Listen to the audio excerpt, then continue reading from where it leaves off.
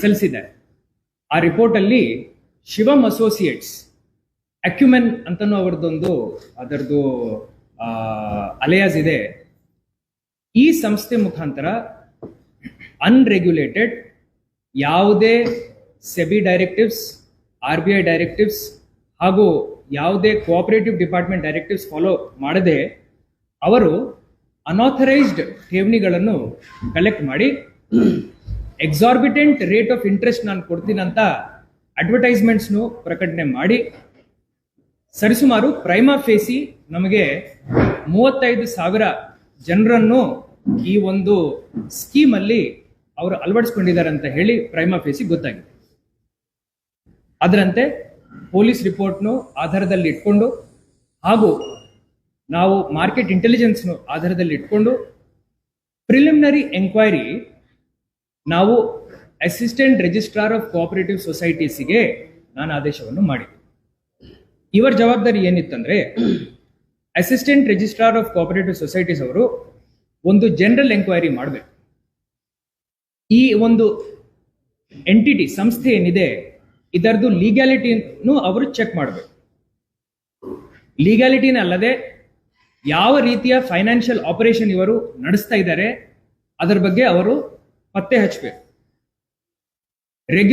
Regulations ಅವರು follow ಮಾಡ್ತಾ ಇದ್ದಾರಾ ಇಲ್ಲ ಅನ್ನೋದ್ ಬಗ್ಗೆ ಅವರು ಎಂಕ್ವೈರಿವನ್ನು ನಡೆಸಬೇಕು.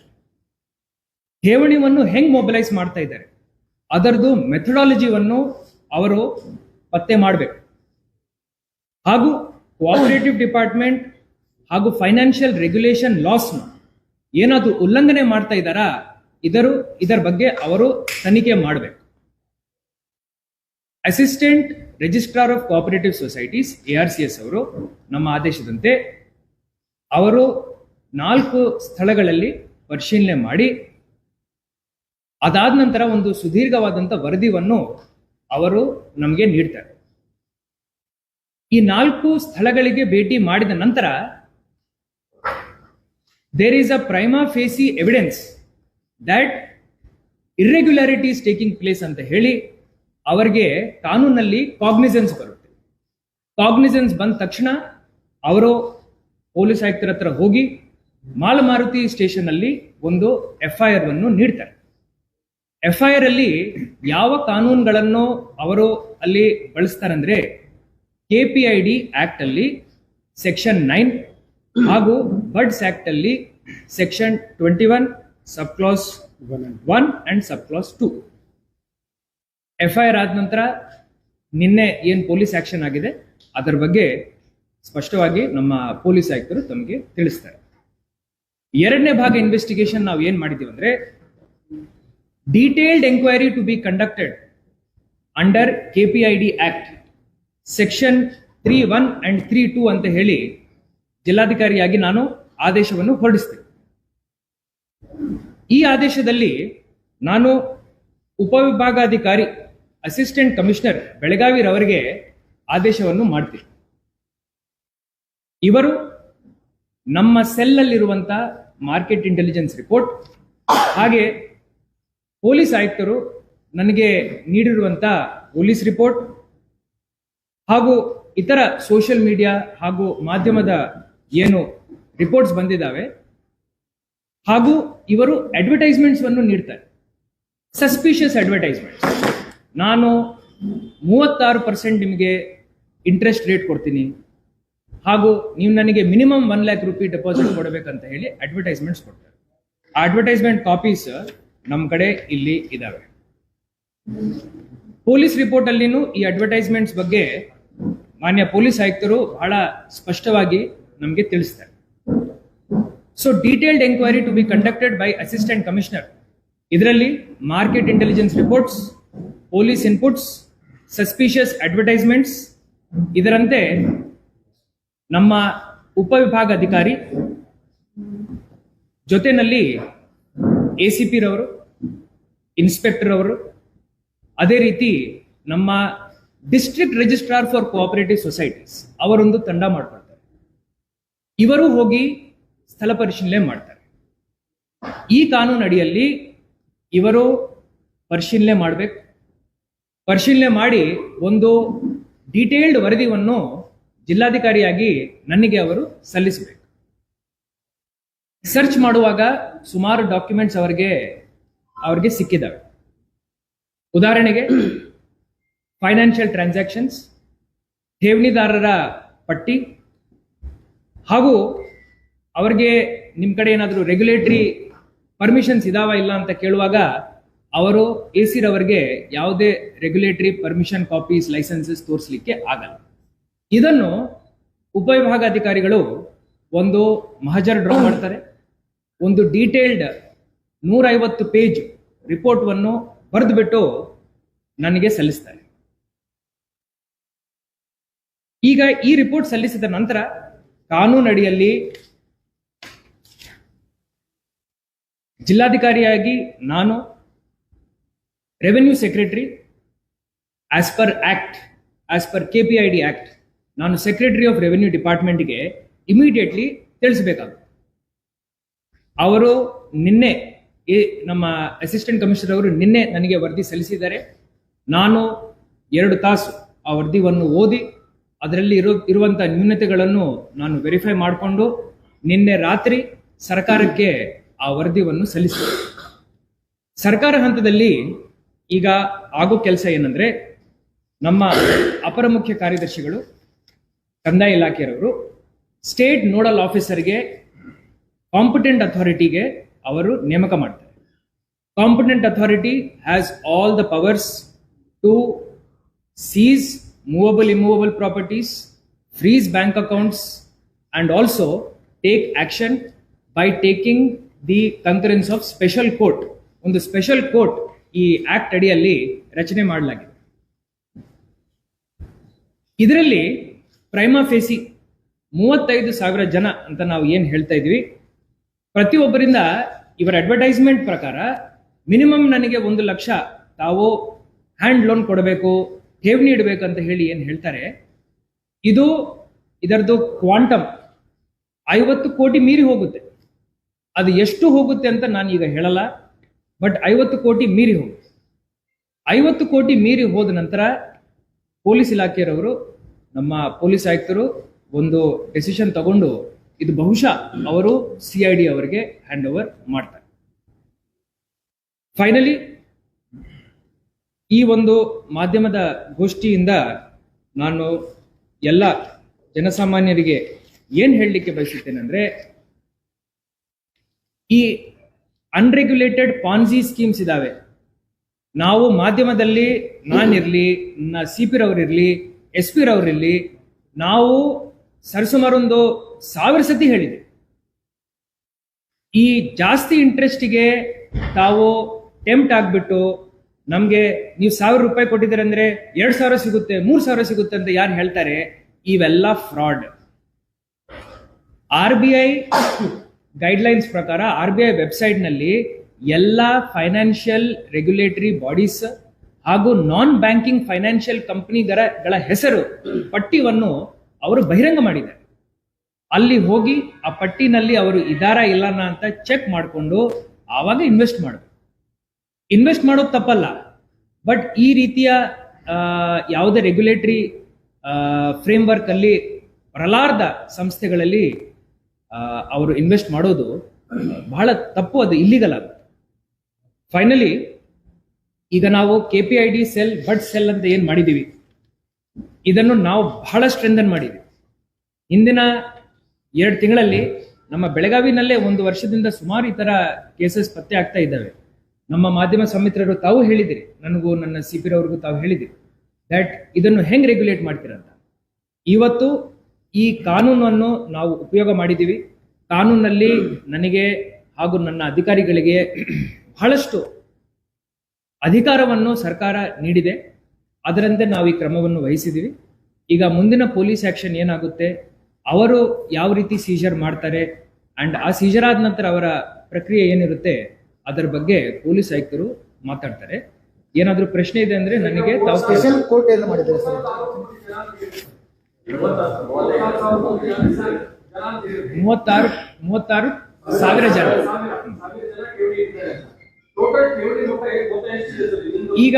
ಈಗ ಪ್ರೈಮಾ ಫೇಸಿ ಠೇವಣಿ ಮೊತ್ತವನ್ನು ಪತ್ತೆ ಮಾಡಲಿಕ್ಕೆ ಸೀಜರ್ ಪ್ರೊಸೀಜರ್ ಹಾಗೂ ಫ್ರೀಸಿಂಗ್ ಪ್ರೊಸೀಜರ್ ಹಾಗೂ ಪ್ರಿಲಿಮಿನರಿ ಇನ್ವೆಸ್ಟಿಗೇಷನ್ ಆಗ್ತದೆ. ಇದಕ್ಕೆ ಮೂಲ FIR. ನಿನ್ನೆ ರಾತ್ರಿ 10 ಗಂಟೆಗೆ 9:30 FIR ಬುಕ್ ಮಾಡಲಾಗಿದೆ. ಈಗ ಪ್ರಿಲಿಮಿನರಿ ಇನ್ವೆಸ್ಟಿಗೇಷನ್ ಅವರು ಮಾಡ್ತಾ ಇದ್ದಾರೆ.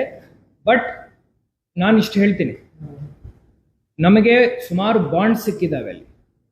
ಆ ಬಾಂಡ್ಸ್ ಅಲ್ಲಿ ನಾವು ನೋಡಿದ್ದೀವಂದ್ರೆ 50 ಕೋಟಿ ಮೀರಿದೆ. ನಾನು ಇಷ್ಟು ಅಷ್ಟಂತ ಹೇಳಲ್ಲ, ನಾನು ಇಷ್ಟಂತ ಹೇಳಲ್ಲ. ನಾನು 50 ಕೋಟಿ ಅಂತ ಯಾಕೆ ನಂಬರ್ ಹೇಳ್ತಾ ಇದ್ದೀನಿ ಅಂದ್ರೆ, ಇದರ ಮೇಲೆ ಯಾವುದೇ ಫೈನಾನ್ಷಿಯಲ್ ಫ್ರಾಡ್ ಆಗಿದೆ ಅಂದ್ರೆ ಇದು ಸೀರಿಯಸ್ ಫೈನಾನ್ಷಿಯಲ್ ಫ್ರಾಡ್ ಆಗುತ್ತೆ. ಅಂಡ್ ಇದು ಪೊಲೀಸ್ ಇಲಾಖೆಯಿಂದ ಹಾಗೂ CID ದಿಂದ ಇನ್ವೆಸ್ಟಿಗೇಷನ್. ಪ್ರೈಮಾ ಫೇಸಿ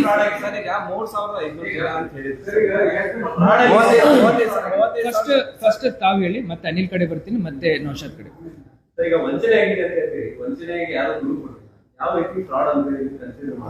ಮೇನ್ ಪಾಯಿಂಟ್ ಏನಂದ್ರೆ ರೆಗ್ಯುಲೇಷನ್ಸ್ ಫಾಲೋ ಮಾಡಲಿಲ್ಲ. ಫಸ್ಟ್ ನೀವು ಡೆಪಾಸಿಟ್ ತಗೋಬಹುದಾ, ತಗೊಳ್ಳಿಕ್ಕೆ ಆಗಲ್ಲ ಅನ್ನೋದು ಪ್ರಶ್ನೆ ಬಂದಾಗ ನಿಮ್ಮ ಕಡೆ ರೆಗ್ಯುಲೇಟರಿ ಫ್ರೇಮ್ ವರ್ಕ್ ಒಳಗಡೆ ನೀವು ಇಲ್ಲ ಅಂದ್ರೆ ನೀವು ಡೆಪಾಸಿಟ್ ತಗೊಳ್ಳಿಕ್ಕೇನಿಲ್ಲ. ಡೆಪಾಸಿಟ್ ಈಗ ಹ್ಯಾಂಡ್ ಲೋನ್ ಅಂತ ಏನಿದೆ, ನಿನ್ನೆ ಒಂದು ಕೋರ್ಟ್ ಆರ್ಡರ್ ಬಂದಿದೆ, ನಾನು ತಮಗೆ ಫಾರ್ವರ್ಡ್ ಮಾಡ್ತೀನಿ. ಈ ರೀತಿಯ ಸೆಟಪ್ ಅಲ್ಲಿ ಹ್ಯಾಂಡ್ ಲೋನ್ ಅಂತ ತಗೊಂಡಿದ್ದಾರೆ ಅಂದ್ರೇನು ಅದು ಡೆಪಾಸಿಟ್ ಅಂತ ಕನ್ಸಿಡರ್ ಆಗುತ್ತೆ ಅಂತ ಹೈಕೋರ್ಟ್ ವರ್ಡಿಕ್ಟ್ ಬಂದಿದೆ. ನಾನು ತಮಗೆ ಶೇರ್ ಮಾಡ್ತೀನಿ. ಸೆಕೆಂಡ್ ಕ್ವಶನ್, 35,000 ಜನ ಅಂತ ಕನಿಷ್ಠ 1 ಲಕ್ಷ ರೂಪಾಯಿ ಇತ್ತು ಅಂತ 1 ಲಕ್ಷ ಮೇಲೆ ಹೂಡಿಕೆ ಮಾಡಬೇಕಂತ 35,000 ಕೋಟಿನ ಇರ್ಬೋದು ಹಂಗಾರೆ ಅವನು 3,500 ಇರ್ಬೋದು. ಪ್ರೈಮಾ ಫೇಸಿ ಜಿಲ್ಲಾಧಿಕಾರಿಯಾಗಿ ನಾನು ಬಹಳ ಜವಾಬ್ದಾರಿಯಿಂದ ನಾನು ಮಾತಾಡ್ತಾ ಇದ್ದೀನಿ. ನಾನು ನನ್ನ ಹೇಳಿಕೆಯಿಂದ ಈ ಇನ್ವೆಸ್ಟಿಗೇಷನ್ಗೆ ಯಾವುದೇ ತೊಂದರೆ ಆಗಬಾರ್ದಂತ ಆ ದೃಷ್ಟಿಯಿಂದ ನಾನು ಇಷ್ಟು ಹೇಳ್ತಾ ಇದ್ದೆ. ಪ್ರೈಮಾ ಫೇಸಿ 50 ಕೋಟಿ ಮೀರಿದೆ. ಇದು ಸೀರಿಯಸ್ ಫೈನಾನ್ಷಿಯಲ್ ಫ್ರಾಡ್ ಆಗುತ್ತೆ. ನಾನೇನು ಹೇಳ್ತಾ ಇಲ್ಲ, ನನ್ನ ಪ್ರಕಾರ ಏನಿಲ್ಲ ಇದರಲ್ಲಿ. ನಾನು ತಮಗೆ ಇಷ್ಟು ಹೇಳ್ತಾ ಇದ್ದೀನಿ. ನಾನು ಏನ್ ಹೇಳ್ತಾ ಇದ್ದೀನಿ ಅಂದ್ರೆ ಬಹಳ ಜವಾಬ್ದಾರಿಯಿಂದ ಹೇಳ್ತಾ ಇದ್ದೀನಿ. ಏನ್ ಹೇಳ್ತಾ ಇದ್ದೀನಿ ಅಂದ್ರೆ 50 ಕೋಟಿ ಮೀರಿ ಹೋಗಿದೆ ಅಂದ್ರೆ ಸೀರಿಯಸ್ ಫೈನಾನ್ಷಿಯಲ್ ಫ್ರಾಡ್ ನಮ್ಮ ಕಾನೂನು ಪ್ರಕಾರ. ನನ್ನ ಕಾನೂನು ಒಂದೊಂದಾಗಿ ಆನ್ಸರ್ ಮಾಡ್ತೀನಿ. ಫಸ್ಟ್ ತಮ್ದು ಆನ್ಸರ್ ಮಾಡ್ತೀನಿ. 50 ಕೋಟಿ ಅಂತ ಯಾಕೆ ಹೇಳ್ತಾ ಇದ್ದೀನಿ ಅಂದ್ರೆ ಮಿನಿಮಮ್ 50 ಕೋಟಿ ಇರಬಹುದು ಅಂತ ಪ್ರೈಮಾ ಫೇಸಿ ನಮಗೆ ಗೊತ್ತಾಗ್ತದೆ. ಅದು ನಾನು ಜಿಲ್ಲಾಧಿಕಾರಿಯಾಗಿ ಹೆಂಗ್ ಹೇಳಬೇಕು? ನನಗೆ AC ಅವರ ರಿಪೋರ್ಟ್ ಬಂದಿದೆ, ARCS ಅವರ ರಿಪೋರ್ಟ್ ಬಂದಿದೆ. ಅದರಲ್ಲಿ ಇಷ್ಟು ಜನ ಇದರಲ್ಲಿ ಇನ್ವಾಲ್ವ್ ಇರಬಹುದು ಅಂತ ಹೇಳಿ ಅವರು ಒಂದು ಮಾಹಿತಿಯನ್ನು ನೀಡಿದ್ದಾರೆ. ಅವರು ಅಡ್ವರ್ಟೈಸ್ಮೆಂಟ್ ಅಲ್ಲಿ 1 ಲಕ್ಷ ಅಂತ ಹೇಳಿರ್ಬೋದು. ಅವ್ರು ಮತ್ತೆ ತೀರಾ ಹೋಗಿ 1,000 ತಗೊಂಡಿದಾರ, 2,000 ತಗೊಂಡಿದಾರ, 1 ಲಕ್ಷ ತಗೊಂಡಿದಾರ, 10 ಲಕ್ಷ ತಗೊಂಡಿದಾರ, 1 ಕೋಟಿ ತಗೊಂಡಿದಾರ, ಅದು ನಮಗೆ ಸದ್ಯಕ್ಕೆ ಗೊತ್ತಿಲ್ಲ. ಬಟ್ ಪ್ರೈಮಾ ಫೇಸಿ 50 ಕೋಟಿ ಮೀರಿ ಅನಿಸ್ತಾ ಇದೆ. ಅದರಿಂದ ಇದೊಂದು ಸೀರಿಯಸ್ ಫೈನಾನ್ಷಿಯಲ್ ಫ್ರಾಡ್ ಆಗುತ್ತೆ. ಹಣ ಹೂಡಿಕೆ ಮಾಡಿದವರಲ್ಲಿ for almost 5 to 6 years. Why any of the state and central agencies are not taking cognizance of this? And another, it becomes obvious that somebody near the backing of somebody. Because for the past 5-6 years there is no way. So, ಇದೊಂದು clarification ಕೊಡ್ತೀನಿ. My friend from the media has asked 2 questions. First one is that the registration seems to be quite old. He has been operating since a decade. Why hasn't it come in the eyes of the law? And our English ಅಲ್ಲಿ okay, ನಮ್ಮ ಮಾಧ್ಯಮದ ಮಿತ್ರರು ಕೇಳಿದ್ದಾರೆ, 2 ಪ್ರಶ್ನೆ ಕೇಳಿದ್ದಾರೆ. ಮೊದಲನೇದು, 10 ವರ್ಷದಿಂದ ಇವರು ಅಲ್ಲಿ ಸಂಸ್ಥೆಯನ್ನು ನಡೆಸ್ತಾ ಇದ್ದಾರೆ, ಸರ್ಕಾರ ಗಮನಕ್ಕೆ, ಏಜೆನ್ಸೀಸ್ ಗಮನಕ್ಕೆ ಇದು ಬಂದಿಲ್ಲ ಅಂತ ಪ್ರಶ್ನೆ ಕೇಳಿದ್ದಾರೆ. ಅದಕ್ಕೆ ಉತ್ತರವನ್ನು ನೀಡಿ. ನಮ್ಮ ಮಾರ್ಕೆಟ್ ಇಂಟೆಲಿಜೆನ್ಸ್ ಪ್ರಕಾರ ಆ ಸಂಸ್ಥೆ ರಿಜಿಸ್ಟ್ರೇಷನ್ ಯಾವಾಗ ಆಗಿರ್ಬೋದು. ಈ ಆಕ್ಟಿವಿಟೀಸ್ ಚಟುವಟಿಕೆಗಳು ಏನು ಶುರು ಆಗಿದ್ದಾವೆ ಇದು ಆಫ್ ಲೇಟ್ ಶುರು ಆಗಿದ್ದಾವೆ. ಇದು ನಮ್ಮ ಮಾರ್ಕೆಟ್ ಇಂಟೆಲಿಜೆನ್ಸ್ ಹೇಳುತ್ತೆ. ಈಗ ಇನ್ವೆಸ್ಟಿಗೇಷನ್ ಆದ ನಂತರ ಮೊದಲನೇ ಠೇವಣಿ ಯಾವಾಗ ಬಿದ್ದಿದೆ, ಅದರದ್ದು ಅಮೌಂಟ್ ಎಷ್ಟಿದೆ, ಅದಾದ ನಂತರ ಅವರ ಅಸೋಸಿಯೇಟ್ಸ್ ಇಂದ ತಳಮಟ್ಟದಿಂದ ಎಷ್ಟು ಜನನ ಅವರು ಸೇರಿಸ್ಕೊಂಡಿದ್ದಾರೆ, ಎಷ್ಟು ಜನ ಅದರಲ್ಲಿ ಸೇರಿದ್ದಾರೆ, ಯಾವಾಗ ಸೇರಿದ್ದಾರೆ, ಫಸ್ಟ್ ಇನ್ಸ್ಟಾಲ್ಮೆಂಟ್ ಡೆಪಾಸಿಟ್ ಯಾವಾಗ ಬಂದಿದೆ, ನೆಕ್ಸ್ಟ್ ಡೆಪಾಸಿಟ್ ಯಾವಾಗ ಬಂದಿದೆ, ಅದೆಲ್ಲ ನಮಗೆ ಬ್ಯಾಂಕ್ ಟ್ರೇಲ್ ಅಲ್ಲಿ ಗೊತ್ತಾಗ್ಬಿಡುತ್ತೆ. ಬ್ಯಾಂಕ್ ಟ್ರೇಲ್ ಮಾಡಲಿಕ್ಕೆ ನಮಗೆ ಹಾರ್ಡ್ಲಿ ಒಂದು ವಾರ ಸಾಕು. ಕಾಂಪಿಟೆಂಟ್ ಅಥಾರಿಟಿ ನೇಮಕ ಆದ ತಕ್ಷಣ ಅವರು ಇದೇ ಆರ್ಡರ್ ಮಾಡೋದು. ಒಂದು ವಾರದ ಒಳಗಡೆ ನಮಗೆ ಈ ಕ್ಲಾರಿಟಿ ಸಿಗುತ್ತೆ. ಹಣ ಸಾಮಾನ್ಯ ಜನರಿಗೆ 1 ಕೋಟಿ ಹೂಡಿಕೆ ಮಾಡಿದಲ್ಲಿ ಬೇಕಿದ್ದಾರೆ ಸೆಕೆಂಡ್ ಕ್ವಶನ್ ದುಡ್ಡು ಬಂದಾಗ ಯಾಕೆ ಇನ್ವಾಲ್ವ್ ಆಗಿಲ್ಲ ಅಂತ ಸೆಕೆಂಡ್ ಕ್ವಶನ್ ಸರ್, ಅವ್ರೇನ್ ಕೇಳ್ತಾರಂದ್ರೆ, ಈಗ ಇಷ್ಟೆಲ್ಲ ಆಗ್ತಾ ಇದೆ, ಅವ್ರಿಗೆ ಏನಾದ್ರು ಬ್ಯಾಕಿಂಗ್ ಇದೆಯಾ ಅಂತ ಕೇಳ್ತಾರೆ. ನಾನು ಒಂದು ಥಿಂಗ್ ಸ್ಪಷ್ಟವಾಗಿ ಹೇಳ್ತೇನೆ. ಕಾನೂನು ಹಾಗೂ ಜಿಲ್ಲಾಡಳಿತ ಪೊಲೀಸ್ ಇಲಾಖೆ ಗಮನಕ್ಕೆ ಬಂದ ನಂತರ ನಾವು ತಕ್ಷಣ ಇವರ ಮೇಲೆ ಇನ್ವೆಸ್ಟಿಗೇಷನ್ ಶುರು ಮಾಡಿದ್ದೀವಿ. ಲಾಸ್ಟ್ 1.5 2 months ಇಂದ ಹೋಮ್ವರ್ಕ್ ಮಾಡ್ತಾ ಇದ್ದೀವಿ ಹಾಗೂ ನಾವು ಆಕ್ಷನ್ ಅನ್ನು ತಗೊಂಡಿದ್ದೀವಿ. ಈ ಒಂದು ಸ್ಕೀಮ್ ಏನಿದೆ ಇನ್ನೂ ಡೆವಲಪ್ಮೆಂಟಲ್ ಸ್ಟೇಜಸ್ ಅಲ್ಲಿ ಇದೆ. ನಮ್ಮ ಪ್ರಿಲಿಮಿನರಿ ರಿಪೋರ್ಟ್ ಪ್ರಕಾರ ಮೆಚ್ಯೂರ್ ಸ್ಟೇಜ್ಗೆ ಹೋಗಲಿಲ್ಲ. ಎಷ್ಟೋ ಸ್ಕೀಮ್ಗಳು ಮೆಚ್ಯೂರ್ ಸ್ಟೇಜಸ್ ಅಲ್ಲಿ ಇರ್ತವೆ. ಈ ಸ್ಕೀಮ್ ನಮ್ಮ ಅದೃಷ್ಟ ಏನಂದ್ರೆ ಇನ್ನೂ ಡೆವಲಪ್ಮೆಂಟಲ್ ಸ್ಟೇಜ್ ಅಲ್ಲಿ ಇದೆ. ಬಹಳ ಜವಾಬ್ದಾರಿಯಿಂದ ಇಷ್ಟು ಹೇಳ್ತಾ ಇದ್ದೀವಿ. ಹಣ ಹೂಡಿಕೆ ಮಾಡಿದಲ್ಲಿ ಬೇಕಿದ್ದಾರೆ ಸ್ವಲ್ಪ ಹಾಕಿದ್ರೆ ಇನ್ಕಮ್ ಟ್ಯಾಕ್ಸ್ ಅವರು ರೇಡ್ ಹಾಕಿಬಿಡ್ತಾರೆ, ನೋಟಿಸ್ ಕಳಿಸ್ತಾರೆ. ಇನ್ನೊಂದು 3,500 ಕೋಟಿ ರೂಪಾಯಿ ಟ್ರಾನ್ಸಾಕ್ಷನ್ ಇನ್ಕಮ್ ಟ್ಯಾಕ್ಸ್ ಕೊಡ್ತಿದ್ರು, ಮತ್ತೆ ಇಡಿ ಅವ್ರು ಯಾಕೆ ಕೊಡ್ತಿದ್ರು, ಯಾರು ಏನು ಮಾಡ್ಲಿಲ್ವಾ ಅಂತ ಹೇಳಿ. ಇದರಿಂದ ನಮ್ಗೆ ನೀವು ಹೇಳ್ತಾ ಇರೋದು ಸರಿ ಇದೆ. ಇದರಿಂದ ನಮ್ಗೆ ಏನ್ ಗೊತ್ತಾಗಿದೆ ಅಂದ್ರೆ, ಅವರು ಅಡ್ವರ್ಟೈಸ್ಮೆಂಟ್ ಅಲ್ಲಿ 1 ಲಕ್ಷ ಹೇಳಿರಬಹುದು, ಆದ್ರೆ ಠೇವಣಿ ತಗೊಳ್ಳುವಾಗ ಎಷ್ಟು ಅಮೌಂಟ್ ಠೇವಣಿ ತಗೊಂಡಿದ್ದಾರೆ ಅದರದ್ದು ಕ್ವಾಂಟಮ್ ಹೆಚ್ಚು ಕಡಿಮೆ ಇರುತ್ತೆ. ಸರ್ ಠೇವಣಿ ಸೊ ನಮ್ಮ ಸಿಸ್ಟಮ್ ಅಲ್ಲಿ ಅದು ಟ್ರಿಗರ್ ಆಗ್ಲಿಲ್ಲ ಅಂದ್ರೆ ಠೇವಣಿ ಪ್ರಮಾಣ ಸಣ್ಣದಾಗಿರ್ಬೋದು, ಮಲ್ಟಿಪಲ್ ಠೇವಣಿಗಳಿರ್ಬೋದು, ಮಲ್ಟಿಪಲ್ ಬ್ಯಾಂಕ್ ಅಕೌಂಟ್ಸ್ ಅಲ್ಲಿ ಇರ್ಬೋದು.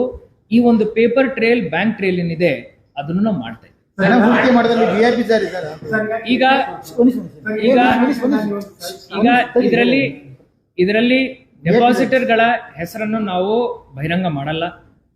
ಯಾಕೆ ಅಂದ್ರೆ ಈ ಕಾನೂನು ಇರೋದೇ ಡೆಪಾಸಿಟರ್ಸ್ ಹಿತರಕ್ಷಣೆಗಾಗಿ. ಇದರಲ್ಲಿ ಯಾರು ಡೆಪಾಸಿಟ್ ಟೇಕರ್ಸ್ ಇದ್ದಾರೆ ಅವರ ಮೇಲೆ ನಾವು ಕ್ರಮವನ್ನು ವಹಿಸ್ತೀವಿ. ಅವರ ಮೇಲೆ FIR ಮಾಡಿದ್ದೀವಿ. ಮುಂದಿನ ಕ್ರಮ ಯಾವುದೇ ಇಶ್ಯೂಸ್ ಇಲ್ಲದಂತೆ ನಾವು ಮಾಡ್ತೀವಿ. ಬೇರೆ ಬೇರೆ ಅಕೌಂಟಿಗೆ ಬರ್ಡ್ಸ್ ಆಕ್ಟ್ ನೀವು ಸೆಲ್ ಸ್ಟಾರ್ಟ್ ಮಾಡಿದ್ರೆ ಅಂತ ಹೇಳಿದ್ರಿ. KPID ಹಾಗೂ ಬಡ್ಸ್. ಹೌದಾ? ಏಕಕಾಲದಲ್ಲಿ ಯಾಕೆ ಇನ್ನೂ ಇದೇ ರೀತಿ ಇನ್ವೆಸ್ಟ್ಮೆಂಟ್ ಮಾಡ್ತಾ ಇರ್ತಕ್ಕಂಥ ಏಜೆನ್ಸಿಗಳಿದ್ದಾವೆ. ಇನ್ನು ಕೇವಲ ಇದು ಒಂದೇ ಯಾಕೆ, ಅದನ್ನು ಎಟ್ ಎ ಟೈಮಲ್ಲಿ ತನಿಖೆ ಮಾಡಬಹುದು. ನಮ್ಮ ಸೆಲ್ಲಲ್ಲಿ ನಾವು ಈಗ ಏನೇನ್ ಇನ್ವೆಸ್ಟಿಗೇಟ್ ಮಾಡ್ತಾ ಇದ್ದು ತಮಗೆ ಹೇಳಲ್ಲ. ಬಟ್ ಬೆಳಗಾವಿ ನಗರದಲ್ಲಿ ಪೊಲೀಸ್ ಆಯುಕ್ತರ ಜೂರಿಸ್ಡಿಕ್ಷನ್ ಅಲ್ಲಿ ಇರ್ಬೋದು, ಹಾಗೂ ಬೆಳಗಾವಿ ಜಿಲ್ಲೆನಲ್ಲಿ ಈಗಿಂದ ಈ ಏನು ಸೆಲ್ ಬಂದಿದೆ, ಈ ಸೆಲ್ ಮುಖಾಂತರ ಹಾಗೂ ಅವರ ಇಂಟೆಲಿಜೆನ್ಸ್ ಮುಖಾಂತರ ಈ ರೀತಿಯ ಸ್ಕೀಮ್ಗಳನ್ನು ನಾವು ನಡೆಸಲಿಕ್ಕೆ ಬಿಡಲ್ಲ. ಜೊತೆನಲ್ಲಿ ಯಾವುದು ಸ್ವಲ್ಪ ದೊಡ್ಡ ಮಟ್ಟದ ಇಶ್ಯೂ ಇರುತ್ತೆ ಅದನ್ನು ನಾವು ಫಸ್ಟ್ ಟ್ಯಾಕಲ್ ಮಾಡ್ತೀವಿ. ಒಂದು ಬಹಿರಂಗ ಆಗಿದೆ ಅಂದ್ರೆ ಮಿಕ್ಕಿದ ಯಾರು ಓಡಿ ಹೋಗಬಾರ್ದು, ಅವ್ರ ಮೇಲೆ ನಿಗಾ ಇಟ್ಟಿದೆ. ಸೊ ಈಗ ಠೇವಣಿ ಹಣವನ್ನು ಸುರಕ್ಷಿತಗೊಳಿಸಲಿಕ್ಕೆ ಕಾಂಪಿಟೆಂಟ್ ಅಥಾರಿಟಿಗೆ ಫುಲ್ ಜವಾಬ್ದಾರಿ ಇದೆ. ಈ ಆಕ್ಟ್ ಅಡಿಯಲ್ಲಿ ನಾನು ಫಿನಿಶ್ ಮಾಡ್ತೀನಿ, ಜಸ್ಟ್ 1 minute ನಲ್ಲಿ ಹೇಳ್ತೀನಿ. ಕಾಂಪಿಟೆಂಟ್ ಅಥಾರಿಟಿಗೆ ಸಾಕಷ್ಟು ಅಧಿಕಾರ ಈ ಕಾನೂನಲ್ಲಿ ಸರ್ಕಾರ ನೀಡಿದೆ. ಇದರಲ್ಲಿ ಹಿಂದಿನ 1.5 ತಿಂಗಳಿಂದ ಪೊಲೀಸ್ ಆಯುಕ್ತರು ಹಾಗೂ ನಾವು ಎಲ್ಲ ಬ್ಯಾಂಕ್ ಅಕೌಂಟ್ಸ್ನು ಟ್ರ್ಯಾಕ್ ಮಾಡ್ತಾ ಇದ್ದೀವಿ ಹಾಗೂ ಎಲ್ಲ ಬ್ಯಾಂಕ್ಸ್ಗೆ ನಾವು ಮಾಹಿತಿಯನ್ನು ನೀಡಿದ್ದೀವಿ. ಅಂಡ್ ಇದರದ್ದು ಫ್ರೀಸಿಂಗ್ ಪ್ರಾಸೆಸ್ ಹಾಗೂ ಸೀಜರ್ ಪ್ರಾಸೆಸ್ನು ಕಾಂಪಿಟೆಂಟ್ ಅಥಾರಿಟಿ ಮುಖಾಂತರ ಮಾಡಿಸ್ತಾ ಇದ್ದೀವಿ. ಠೇವಣಿ ಅಮೌಂಟ್ ಸುರಕ್ಷಿತವಾಗಿದೆ. ಯಾರ್ಯಾರು ಇದರಲ್ಲಿ ಠೇವಣಿದಾರಿದ್ದಾರೆ ಅವ್ರದ್ದು ಸ್ಕೀಮ್ ಏನಿತ್ತು ಅವರು ಬಂದು ನಮ್ಮ ಸೆಲ್ಗೆ ಮಾಹಿತಿಯನ್ನು ನೀಡಬಹುದು. ನಮ್ಮ ಪ್ರಕಾರ ಪ್ರೈಮಾ ಫೇಸಿ ಇದು ಅನ್ರೆಗ್ಯುಲೇಟೆಡ್ ಸ್ಕ್ಯಾಮ್ ಸ್ಕೀಮ್. ಸರ್ ಇವನ ಅಕೌಂಟ್ ನಿಂದ ಬೇರೆ ಬೇರೆ ಅಕೌಂಟ್ಗೆ ದುಡ್ಡು mister Rodrigues sir Banks are involved in this, like you have identified the banks. we have identified the banks. We know the bank. I'll answer your question. I understand your question. Sir ಈಗ We have identified the banks. We know the bank branches. We know the account numbers as per the preliminary inquiry. We are not going to reveal that at this stage because the matter is under investigation. But this information has reached the government and has reached the competent authorities. Sir ಇವನ account ಇಂದ ಬೇರೆ ಬೇರೆ ಅಕೌಂಟ್ಗೆ ದುಡ್ಡು ಹೋಗಿದ್ದು ಗೊತ್ತಾಗುತ್ತಾ ಎಷ್ಟು ಹೋಗಿದೆ ಅಂತ ಹೇಳಿ ಈಗ ಎಲ್ಲಿ ಕೊಟ್ಟಿದ್ದಾನೆ ಅಂತ ಹೇಳಿ ಬ್ಯಾಂಕಿಂಗ್ ಟ್ರೇಲ್ ಅನ್ನೋದು ಎಲೆಕ್ಟ್ರಾನಿಕ್ ಟ್ರೇಲ್. ಇವರೇನ್ ಡೆಪಾಸಿಟ್ಸ್ ಮಾಡಿದ್ದಾರೆ ಚೆಕ್ ಮುಖಾಂತರ ಮಾಡಿದ್ದಾರೆ. ಸುಮಾರು ಜನ ಅವರ ಪೆನ್ಷನ್ ಅಮೌಂಟ್ ತಂದು ಕೊಟ್ಟಿದ್ದಾರೆ. ಎಷ್ಟೋ ಜನ ಏನು ಜಾಗವನ್ನು ಮಾರ್ಬಿಟ್ಟು ಕೊಟ್ಟಿದ್ದಾರೆ. ಇವನ ಅಕೌಂಟ್ ಬೇರೆ ಬೇರೆ ಕಡೆ ಹೋಗಿ ಹೇಳ್ತೇನೆ, ಎಕ್ಸ್ಪ್ಲೇನ್ ಮಾಡಿ. ಫಸ್ಟ್ ಈ ಅವ್ರ ಅಕೌಂಟ್ಗೆ ಹೆಂಗ್ ಬಂದಿರಬಹುದು ಅಂತ ಹೇಳ್ಬೇಕಲ್ವಾ. ಜೊತೆನಲ್ಲಿ ಯಾರಿಗೆ ರೈತರು ಇರ್ತಾರೆ, ಲ್ಯಾಂಡ್ ಅಕ್ವಿಷನ್ ಆದ ನಂತರ ಅವ್ರಿಗೆ ದುಡ್ಡು ಸಿಗುತ್ತೆ. ಎಕರೆಗೆ ಒಂದು 20 ಲಕ್ಷ, 30 ಲಕ್ಷ, 40 ಲಕ್ಷ ಎಷ್ಟೋ ಜನ ತಂದು ಆ ದುಡ್ಡನ್ನು ಹಾಕಿದ್ದಾರೆ. ಸೊ ಈ ಚಾನೆಲ್ ಏನಿದೆ, it is a visible channel. ಈ ಚಾನೆಲ್ ನಮಗೆ ಕಾಣುತ್ತೆ. ಒಂದ್ಸತಿ ಆ ಅಸೋಸಿಯೇಟ್ ಅಕೌಂಟ್ ಅಲ್ಲಿ ಹೋದ ನಂತರ ಅಲ್ಲಿಂದ ಎಲ್ಲಿಗೆ ಹೋಗಿದೆ, ಅಲ್ಲಿಂದ ಮತ್ತೆ ಎಲ್ಲಿಗೆ ಹೋಗಿದೆ, ಈ ಕಂಪ್ಲೀಟ್ ಚಾನೆಲ್ ನಮಗೆ ವಿಸಿಬಲ್ ಇರುತ್ತೆ. ಹಾಗೂ ನಮ್ಮ ಕಾಂಪಿಟೆಂಟ್ ಅಥಾರಿಟಿಗೆ ಹಾಗೂ CIDಗೂ ವಿಸಿಬಲ್ ಇರುತ್ತೆ. ಸರ್, ಆ ಹಣ ಎಲ್ಲಿ ಹೂಡಿಕೆ ಮಾಡಿದ್ದಾರೆ? ಮಿಸ್ಯೂಸ್ ಆಗಿದೆ ಸರ್, ಆ ಹಣ ಎಲ್ಲಿ ಹೂಡಿಕೆ ಬೇರೆ ಮಾಡಿದ್ದಾರೆ? ಬೇರೆ ಇದಕ್ಕೆ ಈ ಠೇವಣಿ ಹಣ ಮತ್ತೆಲ್ಲಾದ್ರೂ ಹೂಡಿಕೆ ಸದ್ಯಕ್ಕೆ ಆ ಇನ್ಫಾರ್ಮೇಶನ್ ಅನ್ನು ನಾವು ರಿವೀಲ್ ಮಾಡಲ್ಲ. ಮಹಾರಾಷ್ಟ್ರ ಮತ್ತು ಆಂಧ್ರದಲ್ಲೂ ಇದೊಂದು ಸ್ಕ್ಯಾಮ್ ನಡೀತಾ ಇದೆ ಸರ್. ಈಗ ಆಲ್ರೆಡಿ ಅವರು ಟಚ್ ಇಲ್ಲದಾರ, ಈ ನೆಟ್ವರ್ಕ್ ಅಲ್ಲೂ ಕೆಲಸ ಮಾಡ್ತಾ ಇದೆ. ಅದ್ರ ಕಡೆ ಏನಾದ್ರೂ ತಾವು ಸರ್ಕಾರ ತಾವು ಇದನ್ನ ಜಿಲ್ಲಾಡಳಿತ ಪ್ರೈಮಾ ಫೇಸಿ ಇದು ಬರೇ ಒಂದು ಜಿಲ್ಲೆ ಸಮಸ್ಯೆ ಅಲ್ಲ. ಇದು inter district, inter state issue. ಈ ಒಂದು ಪಾಯಿಂಟ್ ನಾವು ಸರ್ಕಾರ ಗಮನಕ್ಕೆ ನಿನ್ನೆನೆ ತಂದಿದ್ದೀವಿ. ಕಾಂಪಿಟೆಂಟ್ ಅಥಾರಿಟಿ ಗಮನಕ್ಕೂ ನಿನ್ನೆ ತರಲಾಗಿದೆ. ಬರೀ ಡಿಸ್ಟ್ರಿಕ್ಟ್ಗೆ ಸಂಬಂಧಪಟ್ಟಂತೆ ಇತ್ತಂದ್ರೆ ಮೇಜರ್ ಪವರ್ಸ್ ಕಾಂಪಿಟೆಂಟ್ ಅಥಾರಿಟಿಯಿಂದ ನಮಗೆ ನೀಡ್ತಾರೆ. But because this is an inter district or possibly prima facie possibly an inter state issue, this issue will be directly dealt by competent authority. Because ಇದು ಬಹಳಷ್ಟು ಜಿಲ್ಲೆಗಳಲ್ಲಿ ಹಾಗೂ ಅಂತಾರಾಜ್ಯ ಸಮಸ್ಯೆ ಇರಬಹುದಂತ ಪ್ರೈಮಾ ಫೇಸಿ ನಮಗೆ ಗೊತ್ತಾಗಿದೆ. ಅದರಿಂದ ರಾಜ್ಯ ಮಟ್ಟದಲ್ಲೇ ಕಾಂಪಿಟೆಂಟ್ ಅಥಾರಿಟಿಯಿಂದನೇ ಈ ಒಂದು ತನಿಖೆಯನ್ನು ನಡೆಸ್ತಾರೆ.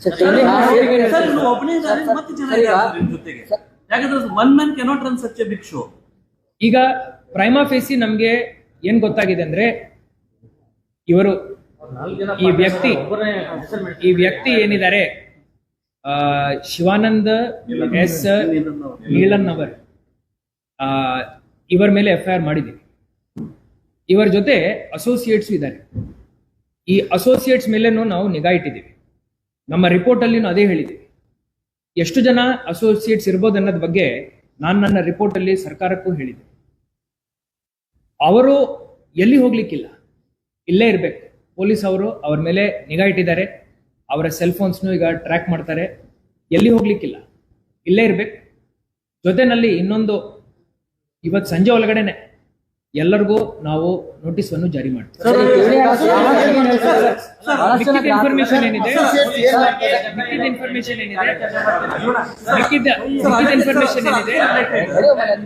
ಉಳಿದ ಇನ್ಫಾರ್ಮೇಶನ್ ಏನಿದೆ, ಶಿವಾನಂದ್ ನೀಲನ್ ಅವರು ಬೆಳಗ್ಗೆ ಬಂದಿದ್ದು ಒಂದು ವೈಭವದ ಕಾರ್ಯಕ್ರಮ, ಹಬ್ಬದ ಭಾಷಣ. ನಾಳೆ 17 ತಾರೀಕು ಕೂಡ ಅವ್ರೊಂದು ಕಾರ್ಯಕ್ರಮ ಮಾಡಿದ್ದು. ನಿಮಗೂ ಕೂಡ ಇನ್ವಿಟೇಷನ್ ಕಾರ್ಡ್ ಕೊಟ್ಟಿದ್ರು ಸರ್, ಸ್ವಚ್ಛ ಬೆಳಗಾವಿ ಮಾಡೋಕ್ಕೆ.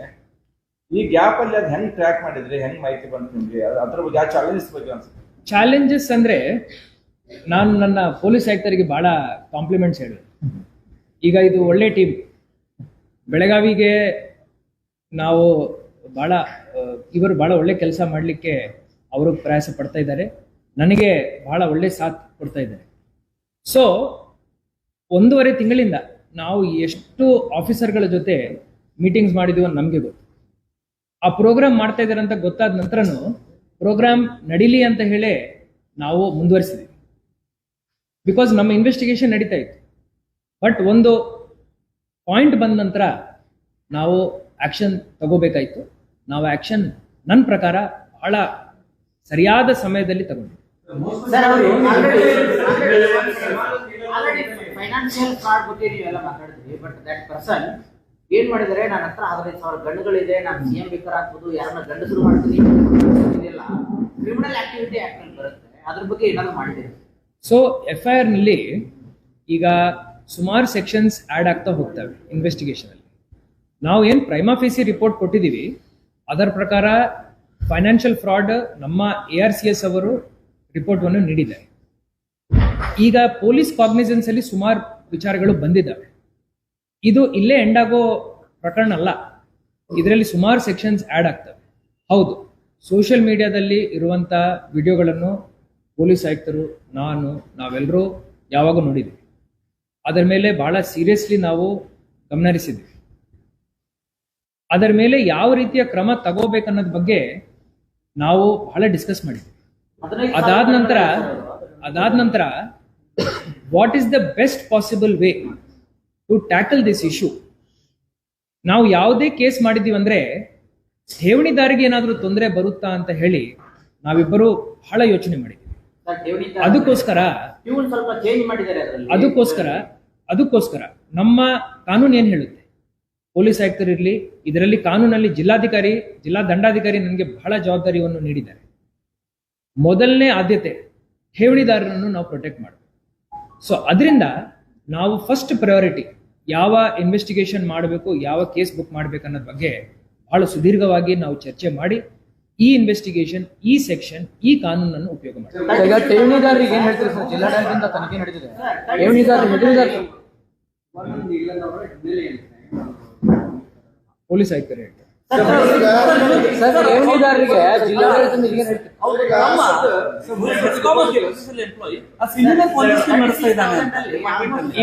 ಈಗ ಏನು ಪ್ರಶ್ನೆ ಕೇಳಿದ್ರೆ ಠೇವಣಿದಾರರಿಗೆ ಏನ್ ಹೇಳ್ತೀರಿ ಸರ್? ಠೇವಣಿದಾರಿಗೆ ಬಹಳ ಸ್ಪಷ್ಟವಾಗಿ ಹೇಳ್ತಾ ಇದ್ದೀನಿ, ಪ್ರೈಮಾ ಫೇಸಿ ಇದೊಂದು ಫ್ರಾಡ್ ಸ್ಕೀಮ್ ಇದೆ. ಇದು ನಾನು ಯಾಕೆ ಹೇಳ್ತಾ ಇದ್ದೀನಿ ಅಂದ್ರೆ, ಪ್ರೈಮಾ ಫೇಸಿ ಹಿಂಗ ಅನಿಸ್ತಾ ಇದೆ, ಇವರಿಗೆ ಯಾವುದೇ ರೆಗ್ಯುಲೇಟರಿ ಅಥಾರಿಟಿ ಇಲ್ಲ, ಠೇವಣಿ ತಗೊಳ್ಳಿಕ್ಕೆ ಇವರಿಗೆ ಪವರೇ ಇಲ್ಲ, ಇವರಿಗೆ ಯಾವುದೇ ಲೈಸೆನ್ಸ್ ಇಲ್ಲ. ಈ ತರ ಸ್ಕೀಮ್ಗಳು ಇದು ಮೊದಲನೇ ಸ್ಕೀಮ್ ಅಲ್ಲ. ನಾವು ಈ ತರ ಸಾವಿರಾರು ಸ್ಕೀಮ್ ನೋಡಿದ್ದೀವಿ. 20 ವರ್ಷದಿಂದ ನಾವು ಸಾರ್ವಜನಿಕರಿಗೆ ನಾವು ಹೇಳ್ತಾ ಬಂದಿದ್ದೀವಿ. ನಮ್ಮ ಟಿವಿಗಳಲ್ಲಿ ತಾವುಗಳ ಆಡ್ವನ್ನು ನಡೆಸಿದ್ದೀರಾ. ಈ ತರ ಆಮಿಷಗಳಿಗೆ ಒಳಗೊಂಡು ತಾವು ತಮ್ಮ ಕಷ್ಟಾರ್ಜಿತ ದುಡ್ಡನ್ನು ಠೇವಣಿ ಕೊಡಬೇಡ ಅಂತ ಹೇಳಿ, ಅದಕ್ಕೆ ತಮ್ಮ ಠೇವಣಿ ಅಮೌಂಟ್ ಏನಿದೆ ಅದು ಸುರಕ್ಷಿತವಾಗಿ ಇಡೋ ಜವಾಬ್ದಾರಿ ನಮ್ದು. ಆದ್ರೆ ತಾವು ತಮ್ಮ ಜವಾಬ್ದಾರಿಯನ್ನು ಮರಿಬಾರದು. ಈ ಕಾನೂನಡಿಯಲ್ಲಿ ಏನು ಇಲ್ಲಿಗಲ್ ಆಕ್ಟಿವಿಟಿ ನಡೀತಾ ಇದೆ ಇದಕ್ಕೆ ತಾವು ಸಾಥ್ ಕೊಡ್ಲಿಕ್ಕಿಲ್ಲ. ತಾವು ಜಿಲ್ಲಾಡಳಿತ ಜೊತೆ ಇರ್ಬೇಕು, ಪೊಲೀಸ್ ಇಲಾಖೆ ಜೊತೆ ಇರ್ಬೇಕು. ಆತ ಬಂದಾಗ ಯಾವಕ್ಕಿಂತ ಮುಂಚೆ ಸರ್ ಪೊಲೀಸ್ ಆಯುಕ್ತರಿಗೆ ಕೊಡ್ತೀನಿ.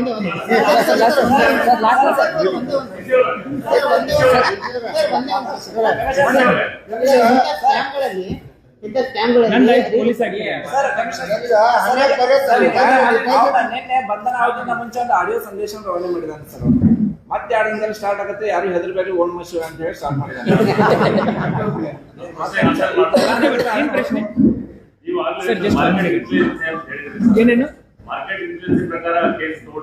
ಎಸ್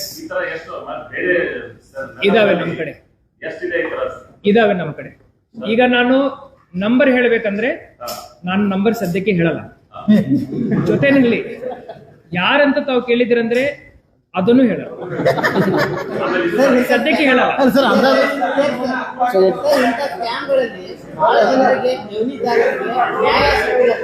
ಪೊಲೀಸ್ ಆಯುಕ್ತರು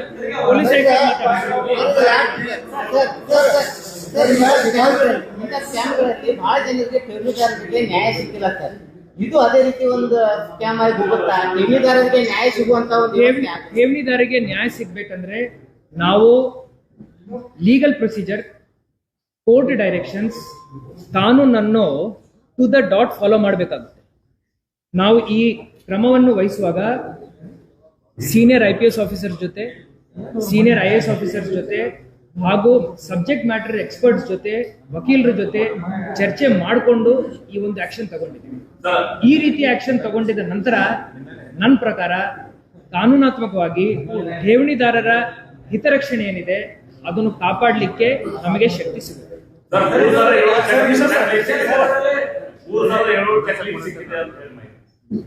ಇನ್ವೆಸ್ಟಿಗೇಷನ್ ಅಲ್ಲಿ ಪ್ರೈಮಾ ಫೇಸಿ ಡಾಕ್ಯುಮೆಂಟ್ ನಮಗೆ ಸಿಕ್ಕಿದೆ. ಪ್ರೈಮಾ ಫೇಸಿ ಇನ್ವೆಸ್ಟಿಗೇಷನ್ ಅಲ್ಲಿ ನಮಗೆ ಡಾಕ್ಯುಮೆಂಟ್ ಸಿಕ್ಕಿದೆ. ಸುಮಾರು ಬಾಂಡ್ಸ್ ಸಿಕ್ಕಿದಾವೆ. ಬಾಂಡ್ಸ್ ಜೊತೆನಲ್ಲಿ ಸುಮಾರು ಚೆಕ್ಸ್ ಸಿಕ್ಕಿದ್ದಾವೆ. ಇದರದೆಲ್ಲ ಕಾಪಿಗಳನ್ನು ನಾವು ಕಂಪೈಲ್ ಮಾಡಿ ಸ್ಟೇಟ್ಗೆ ಈಗಾಗಲೇ ಕಳಿಸ್ಬಿಟ್ಟಿವಿ. ಸ್ಪೆಷಲ್ ಕೋರ್ಟ್ ಅಲ್ಲಿ ರೆಫರೆನ್ಸ್ ಕೊಡ್ತಾರೆ. ಕೋರ್ಟ್ ನಂಬರ್ 91 ಪೇಜ್ ಅಂತಾನೆ. ಸರ್ ಅಲ್ಲ, ನೀವು ಅಲ್ಲ ರೆವಿನ್ಯೂ ಇಲಾಖೆಯವರು ಸರ್, ಈಗ ಜಂಟಿ ಕಾರ್ಯಾಚರಣೆ ಮಾಡಿದ್ರೆ ಸರ್ ಈಗ ಠೇವಣಿದಾರರು ತಮ್ಮ ಹಣ ತಮಗೆ ಪರತ್ ಸಿಗ್ಬೋದಾ ಅಂತ ಏನಾದ್ರು ಭರವಸೆ ಇಡ್ಬೋದಾ? ಯಾವಾಗ ಯಾವಾಗ ತನಿಖೆ ಮುಗಿದ ಬೆಳಕಾದ್ರೂ ಸಿಗ್ಬೋದಾ ಅಂತ ನಿರೀಕ್ಷೆ ಮಾಡ್ಬೋದಾ? ಆಯ್ತು ಸರ್ ಅಂತ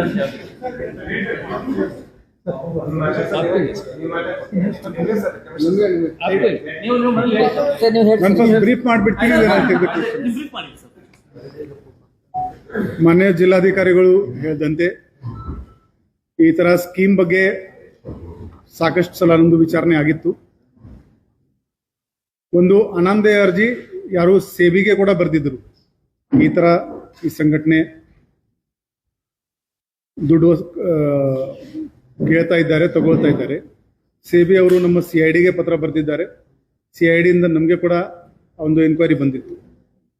ಅದು ರೂಟೀನ್ ಚಾನೆಲ್ ತರ ತಿರುಗಾಡ್ತಾ ಇತ್ತು. ಈ ಮನುಷ್ಯ ಈ ಶಿವಾನಂದ ನೀಲನ್ನವರ್ ಇವನು ಉಡುಪಿ ಜಿಲ್ಲೆನಲ್ಲಿ ಒಂದು ಭಾಷಣದಲ್ಲಿ ನನ್ನ ಹತ್ರ 15,000 ಗನ್ ಇದೆ, ಜನ 10 ಲಕ್ಷ ಕೋಟಿ ಕೊಡಕ್ಕೆ ನನಗೆ ಲೈನ್ನಲ್ಲಿ ನಿಂತಿದ್ದಾರೆ. ಆವಾಗ it was a red flag for us. ಆವಾಗಿಂದ ಸ್ವಲ್ಪ ಈ ಏಜೆನ್ಸಿದು ತನಿಖೆ, ಈ ಪರ್ಟಿಕ್ಯುಲರ್ ಏಜೆನ್ಸಿದು ತನಿಖೆ ಸ್ವಲ್ಪ ಚುರುಕಾಯ್ತು. ನಾವು ಸೇಬಿಗೆ ಕಾಂಟ್ಯಾಕ್ಟ್ ಮಾಡಿದ್ದೀವಿ. ಅವರು ಹೇಳಿದ್ದಾರೆ ನಾವು ನಿಮ್ಗೆ ಎನ್ಕ್ವೈರಿಗೆ ಹೇಳ್ತಾ ಇದ್ದೀವಿ, ಇವನು ನಮ್ಮ ಜೊತೆಗೆ ರಿಜಿಸ್ಟರ್ಡ್ ಇಲ್ಲ. RBI ಬೆಂಗಳೂರಿಗೆ ಮಾತಾಡಿದ್ದೀವಿ. ಅವರು ಒಂದು ಲಿಂಕ್ ಕಳಿಸಿದ್ದಾರೆ ಅವ್ರ ವೆಬ್ಸೈಟ್ದು. ಅದರಲ್ಲಿ 9,000ಕ್ಕಿಂತ ಜಾಸ್ತಿ NBFC ಇನ್ಸ್ಟಿಟ್ಯೂಷನ್ಸ್ ಏನಿದೆ ಅದರದೊಂದು ಲಿಂಕ್ ಕಳಿಸಿದ್ರು ನಮಗೆ. ಆ ಲಿಂಕ್ನಲ್ಲಿ ನಾವು ಸರ್ಚ್ ಮಾಡಿದ್ದೀವಿ. ಈ ಫರ್ಮ್ದು ಅದರಲ್ಲಿ ರಿಜಿಸ್ಟ್ರೇಷನ್ ಇರಲಿಲ್ಲ. ಮತ್ತೆ ಅವರಿಗೆ ಇಮೇಲ್ ಹಾಕಿದ್ದೀವಿ, ಈ ಫರ್ಮ್ ನಿಮ್ಮಲ್ಲಿ ಯಾವುದರಲ್ಲಿ ರಿಜಿಸ್ಟರ್ಡ್ ಇದೆ ಅಥವಾ ಇಲ್ಲ. ಇಷ್ಟು ಮಾಡಿಕೊಂಡು ಸ್ವಲ್ಪ ಸೋಷಿಯಲ್ ಮೀಡಿಯಾದಲ್ಲಿ ಕೂಡ ಸರ್ಚ್ ಮಾಡಿದ್ದೀವಿ. ಈ ಫರ್ಮ್ ಈ ಥರ ಕಲರ್ಫುಲ್ ಪ್ಯಾಂಪ್ಲೆಟ್ಸ್ನಲ್ಲಿ ನೀವು 1 ಲಕ್ಷ ಕೊಟ್ಟಿದ್ರೆ ತಿಂಗಳಕ್ಕೆ 3,000 ಬರುತ್ತೆ, ಈ ಥರ 5 ಲಕ್ಷ ಇಟ್ಟಿದ್ರೆ 15,000 ಬರುತ್ತೆ ಅಂತ ಜನರಿಗೆ ಬಹಳ ಅಟ್ರಾಕ್ಟಿವ್ ಆಗಿ ಇದು ವಾಟ್ಸ್ಆ್ಯಪ್ನಲ್ಲಿ ಸರ್ಕ್ಯುಲೇಟ್ ಆಗ್ತಾ ಇತ್ತು. ಇದು ಮಾಡಿದ ಮೇಲೆ ನಾವು ಜನರಿಗೆ ಕಾಂಟ್ಯಾಕ್ಟ್ ಮಾಡೋಕ್ಕೆ ಶುರು ಮಾಡಿದ್ವಿ, ಯಾರು ಇದರಲ್ಲಿ ಇನ್ವೆಸ್ಟ್ ಮಾಡಿದ್ದಾರೆ. ಅವರು ಸರ್ ನಮಗೆ ಕಂಪ್ಲೇಂಟ್ ಕೊಡಲ್ಲ ಸರ್, ನಿಮಗೆ ತೋರಿಸ್ತೀವಿ ಅಂತ ಹೇಳಿದರು. ಇದು ಒಂದು ಸ್ಯಾಂಪಲ್ ಹ್ಯಾಂಡ್ ಲೋನ್ ಅಗ್ರಿಮೆಂಟ್ ಇದೆ. ಇದರಲ್ಲಿ ಅವನು ಪಾರ್ಟಿ 1 ಲೋನ್ ಕೊಡುವವನು ಪಾರ್ಟಿ 2, ಇವು ನಾವೆಲ್ಲ ಫ್ಯಾಮಿಲಿ ಇದ್ದೀವಿ, ನಮಗೆ ಕಷ್ಟ ಇದೆ, ಇವರು ನನಗೆ ದುಡ್ಡು ಕೊಡ್ತಾ ಇದ್ದಾರೆ ಅಂತ ಅವನು ಅಗ್ರಿಮೆಂಟ್ ಎಲ್ಲರಿಂದ ಮಾಡಿಸಿದ್ದಾನೆ. ಈಗ ಜನ ಅವನ ಮೇಲೆ ಯಾಕೆ ನಂಬಬೇಕು? ಅವನು ಎಷ್ಟು ಹ್ಯಾಂಡ್ ಲೋನ್ ತಗೋತಾನೆ ಅದರದ್ದು ಬ್ಲ್ಯಾಂಕ್ ಚೆಕ್, ಈ ತರ ಒಂದು ಬ್ಲ್ಯಾಂಕ್ ಚೆಕ್ ಮೇಲೆ ಸೈನ್ ಮಾಡಿಕೊಂಡು ಅದೇ ಈಕ್ವಲ್ ಅಮೌಂಟ್ ಹಾಕೊಂಡು ಅವರಿಗೆ ಅದು ಗ್ಯಾರಂಟಿ ಕೊಡ್ತಾ ಇದ್ದ. ಒನ್ ರೂಲ್ ವಾಟ್ ಈ ಶಿವಾನಂದನ್ ಫಾಲೋ ಮಾಡಿದಾನೆ ಅಂದ್ರೆ, ಇವನು ಯಾರು ಡಿಪಾಸಿಟ್ ಮಾಡಿದ್ರೆ ಅವ್ರಿಗೆ ಎಲ್ಲಿಗೆ ಆ 3% ಕಂಟಿನ್ಯೂಸ್ ಆಗಿ ಕೊಡ್ತಾ ಹೋಗಿದ್ದಾನೆ. ಅದರಿಂದ ಯಾರಿಗೆ ಇವನ ಮೇಲೆ ಡೌಟ್ ಬಂದಿಲ್ಲ. Now the larger question is, can any firm on the planet 3% ಪ್ರತಿ ತಿಂಗಳು ಕೊಡೋಕೆ ಆಗುತ್ತಾ? That is the basic question. ಇಲ್ಲಿ ಏನಿದೆ ಅಂದ್ರೆ, ಇವತ್ತು 10 ಜನ ಇದ್ದಾರೆ, ಅವರಿಗೆ ಇವರು 3% ಕೊಡಬೇಕು. ಈ 10 ನೋಡಿಕೊಂಡು ಇನ್ನೂ 20 ಸೇರ್ ಆಗ್ತಾರೆ. ಅವರು ಸೇರಿದ ಮೇಲೆ ಅವರಿಂದ ದುಡ್ಡು ತಗೊಂಡು ಇವರಿಗೆ 3% ಶುರು ಆಗುತ್ತೆ. ಈ 20 ಸೇರಿದ ಮೇಲೆ ಇನ್ನೂ 40 ಬರ್ತಾರೆ, ಅವರಿಂದ ದುಡ್ಡು ತಗೊಂಡು ನಿಮ್ಗೆ 20ಗೆ ಸರ್ ಆಗುತ್ತೆ. ಬಟ್ ಈ ಪಿರಾಮಿಡ್ ಏನಿದೆ ಒಂದಿನ ಅದರ ಸ್ವಂತ ವೇಟ್ ಮೇಲೆನೆ ಕೊಲ್ಯಾಪ್ಸ್ ಆಗುತ್ತೆ. ಇದರಲ್ಲಿ ನಮ್ಗೆ ಸಮಾಧಾನ ಏನಿದೆ ಅಂದ್ರೆ, ಯಾವ ಒಂದಿನ ಈ ತರ ದುಡ್ಡು ತಗೊಂಡು ಅವನು ವಿದೇಶಕ್ಕೆ ಓಡೋಗಿ ಆಮೇಲೆ ನಮ್ಮ ಹತ್ರ ಇನ್ವೆಸ್ಟರ್ ಬರೋ ಬದಲು, ಈಗಾಗಲೇ ಜಿಲ್ಲಾ ಆಡಳಿತ ಕಡೆಯಿಂದ ನಾವು ನಮ್ಮ ಫೈಂಡಿಂಗ್ಸ್ ಏನಿತ್ತು ಆ ಎಲ್ಲ ನಮ್ಮ ಜಿಲ್ಲಾಧಿಕಾರಿ ಅವರಿಗೆ ಕೊಟ್ಟಿದ್ದೀವಿ. ಅದರಲ್ಲಿ ಅವರು ಅವರ ಅಧಿಕಾರಿಗಳಿಂದ ವಿಚಾರಣೆ ನಡೆಸಿದ್ದಾರೆ. ನಿನ್ನೆ ರಾತ್ರಿ ನಮಗೆ ದೂರು ಬಂದಿದೆ. ಆ ದೂರಿನ ಆಧಾರದ ಮೇಲೆ ಒಂದು FIR ದಾಖಲು ಮಾಡಲಾಗಿದೆ. ಸಾಕಷ್ಟು ಡಾಕ್ಯುಮೆಂಟ್ಸ್ ಕೂಡ ಕೊಟ್ಟಿದ್ದಾರೆ. ಡಾಕ್ಯುಮೆಂಟ್ಸ್ ನಲ್ಲಿ ಮತ್ತು ನಿನ್ನೆ ಆರೋಪಿ ಜೊತೆಗೆ ಮಾತಾಡಿದಾಗ ಅವನು ಹೇಳ್ತಾನೆ, ನಮ್ದು 35,000 ಜನರದ್ದು ಪರಿವಾರ ಇದೆ, so you can make out ಅಷ್ಟೇ ಮಂದಿ ವಿಕ್ಟಿಮ್ಸ್ ಇದ್ದಾರೆ. ಸಾಕಷ್ಟು ಬ್ಯಾಂಕ್ ಅಕೌಂಟ್ ಡೀಟೇಲ್ಸ್, ಅವನು ಒಂದು ಡಿಜಿಟಲ್ ಪ್ಲಾಟ್ಫಾರ್ಮ್ ಕೂಡ ನಡೆಸ್ತಾ ಇದ್ದ, ಯೂಸರ್ ನೇಮ್ ಪಾಸ್ವರ್ಡ್ ಇದೆ ಅದಕ್ಕೆ. ಆ ಡಿಜಿಟಲ್ ರಿಕವರಿ ಈಗ ನಮ್ಮ ಇನ್ವೆಸ್ಟಿಗೇಟರ್ಸ್ ತಂಡ ಈಗ ಈ ಪ್ರೆಸ್ ಮೀಟ್ ನಡೆಯುವಾಗ ಅದು ಆಲ್ರೆಡಿ ನಮ್ದು ಸರ್ಚ್ ಅಂಡ್ ಸೀಸರ್ ಎಲ್ಲ ನಡೀತಾ ಇದೆ. ಆ ಒಂದು ಡಿಜಿಟಲ್ ಡಿವೈಸಸ್ ಏನೇನಿದೆ ಅದು ಕೂಡ ನಾವು ಸರ್ಚ್ ಮಾಡ್ತೀವಿ. ಮನೆ ಜಿಲ್ಲಾಧಿಕಾರಿ ಹೇಳಿದಂಗೆ ಈ ಪ್ರಕರಣದ ಮ್ಯಾಗ್ನಿಟ್ಯೂಡ್ ಜಾಸ್ತಿ ಇದೆ. ಒಂದು ಬ್ಯಾಲೆನ್ಸ್ ಶೀಟ್ ನಾವು ನೋಡಿದ್ದೀವಿ, ಚಾರ್ಟರ್ಡ್ ಅಕೌಂಟ್ ಏನು ಆಡಿಟ್ ಮಾಡಿದ್ದ 300 crore 400 crore ಒಂದೊಂದು ವರ್ಷಕ್ಕೆ ಬ್ಯಾಲೆನ್ಸ್ ಶೀಟ್ ನಲ್ಲಿ ಕಂಡು ಬರ್ತಾ ಇದೆ. ಸೊ ಇದು ಮೋಸ್ಟ್ ಲೈಕ್ಲಿ ಜನರದುನೇ ದುಡ್ಡಿದೆ. ಸೊ ಈ ಕೇಸ್ ಅಂತರ್ ಜಿಲ್ಲೆ ಅಂತರ್ ರಾಜ್ಯ ಇರುವುದರಿಂದ CIDಗೆ ವರ್ಗಾವಣೆ ಮಾಡೋಕ್ಕೆ ಇವತ್ತು ನಾವು ರಿಕ್ವೆಸ್ಟ್ ಕೂಡ ಈಗಾಗಲೇ ನಮ್ಮ ಚೀಫ್ ಆಫೀಸ್ಗೆ ಕಳಿಸಿದ್ದೀವಿ. ನಿನ್ನೆ ಈ ಇಂಟ್ರೋಗೇಷನ್ ಇವನಿಗೆ ಮಾಡುವಾಗ ಫಸ್ಟ್ ಪ್ರಶ್ನೆ ಇವರಿಗೆ ಇತ್ತು, ನೀವು ರಿಜಿಸ್ಟರ್ಡ್ ಇದ್ದೀರಾ? ಉತ್ತರ ಇತ್ತು ಇಲ್ಲ. ಅವ್ರದ್ದು ಪಾಸ್ಟ್ ಲೈಫ್ ಬಗ್ಗೆ ಕೇಳಿದಾಗ it was even more shocking. ಅವ್ರ ಕ್ವಾಲಿಫಿಕೇಶನ್ ಕೇಳಿದ್ದೀವಿ, ಎಲ್ಲಿ MBA ಆಗಿದ್ದಾರೆ, MBA ಫೈನಾನ್ಸ್ ಆಗಿದ್ದಾರೆ, ಬಹಳ ಮಾರ್ಕೆಟ್ದು ಉನ್ನತ ನಾಲೆಜ್ ಇದೆ ಅಂತ. ಕ್ವಾಲಿಫಿಕೇಶನ್ ಕೇಳಿದಾಗ ಅವರು ಹೇಳ್ತಾರೆ PUC ಆಗಿದ್ದಾನೆ ಅಂತ. ಸೊ ಸ್ಟಾಕ್ ಮಾರ್ಕೆಟ್ನಲ್ಲಿ ಕೂಡ ನಿಮಗೆ ಇನ್ವೆಸ್ಟ್ ಮಾಡಬೇಕಾದ್ರೆ ಸ್ವಲ್ಪ ಅಂಡರ್ಸ್ಟ್ಯಾಂಡಿಂಗ್ ಇರಬೇಕು. ಸೊ ಆಮೇಲೆ ಅವನು ಹೇಳ್ತಾನೆ ಅವನು FMCG, fisheries, real estates, social service ಇಲ್ಲಿ ಎಲ್ಲ ಇನ್ವೆಸ್ಟ್ಮೆಂಟ್ ಮಾಡಿದ್ದಾನೆ ಅಂತ. ಸೊ ಈಗ ನಮಗೆ ಎಕ್ಸ್ಪರ್ಟ್ದು ಕೂಡ ಅವಶ್ಯಕತೆ ಬೇಕಾಗುತ್ತದೆ, ಯಾಕಂದ್ರೆ ಆ ಬ್ಯಾಲೆನ್ಸ್ ಶೀಟ್ಸ್ ಇವೆ. ಇವನು ಕೆಲವು ಇನ್ವೆಸ್ಟ್ಮೆಂಟ್ ಸ್ಟಾಕ್ ಮಾರ್ಕೆಟ್ನಲ್ಲಿ ಕೂಡ ಮಾಡಿದ್ದಾನೆ.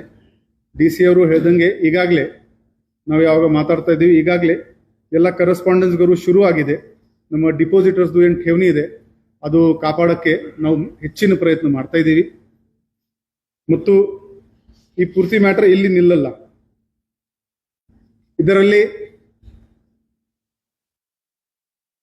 ಬರುವ ದಿನಗಳಲ್ಲಿ ನಮ್ಮ ಬೆಳಗಾವಿ ನಗರದಲ್ಲಿ ಆಗಲಿ, ಜಿಲ್ಲೆಯಲ್ಲಿ ಆಗಲಿ, ಎಲ್ಲಿ ಈ ಥರ 3%, 4%, 5% ಏನೇನು ಆಗ್ತಾ ಇದೆ ಅದರ ಬಗ್ಗೆ ಕೂಡ ಖಂಡಿತಾಗಿ ವಿಚಾರಣೆ ಮಾಡಿಕೊಂಡು ಎಲ್ಲರ ಮೇಲೆ ನಾವು ಕಾನೂನು ರೀತಿಯ ಕ್ರಮ ಜರುಗಿಸ್ತೀವಿ.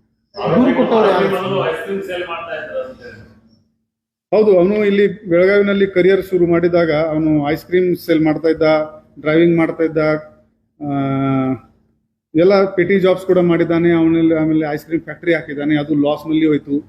ಆಮೇಲೆ ಯಾರಿಂದ ಸಾಲ ತಗೊಂಡು 2016ನಲ್ಲಿ ಅವನು ಸ್ಟಾಕ್ ಎಕ್ಸ್ಚೇಂಜ್ನಲ್ಲಿ ಇನ್ವೆಸ್ಟ್ಮೆಂಟ್ ಶುರು ಮಾಡಿದ್ದಾನೆ.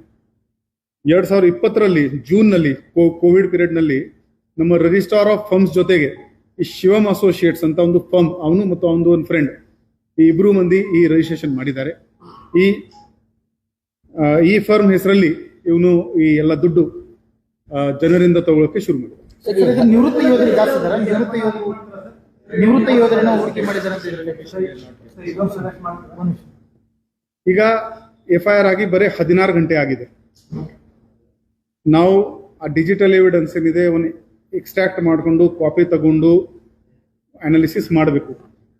ಹೇಳಿ ಕೇಳಿ ಏನು ಬಂದಿದೆ, I cannot comment on camera. So ಆ ಲಿಸ್ಟ್ ನೋಡದೆ ನಾನು ಅದರ ಬಗ್ಗೆ ಕಮೆಂಟ್ ಮಾಡೋಕ್ಕೆ ಆಗಲ್ಲ.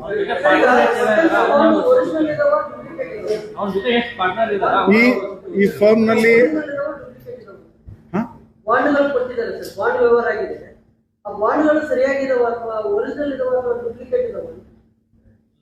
ಬಾಂಡ್ ಲೀಗಲ್ ಸ್ಯಾಂಕ್ಟಿಟಿಗಾಗಿ ಏನ್ ಒಂದು ಮ್ಯಾಕ್ಸಿಮಮ್ NI ಆಕ್ಟ್ ನಲ್ಲಿ ಆಗುತ್ತೆ ಅಕೌಂಟಬಿಲಿಟಿ.